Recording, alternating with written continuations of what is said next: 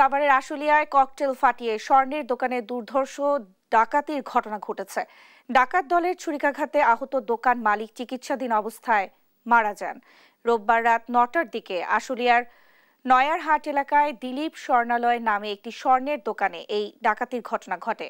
খবর পেয়ে ঘটনাস্থল পরিদর্শনে আসেন পুলিশ ও সেনাবাহিনীর সদস্যরা। প্রত্যক্ষদর্শীরা জানান, রাতে তারাবির নামাজের সময় ফাঁকা বাজারে নিজ স্বর্ণের দোকান বন্ধ করছিলেন মালিক দিলীপ দাস। এ সময় কয়েকজন দুর্বৃত্ত ককটেল ফাটিয়ে আতঙ্ক ছড়িয়ে দোকান মালিক দিলীপকে ছুরিকাঘাত করে গুরুতর আহত করে।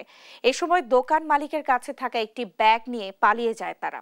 পরে স্থানীয়রা গুরুতর আহত অবস্থায় দোকান মালিককে উদ্ধার করে সাভার এনাম মেডিকেল কলেজ হাসপাতালে ভর্তি করেন। সেখানে মারা যান তিনি।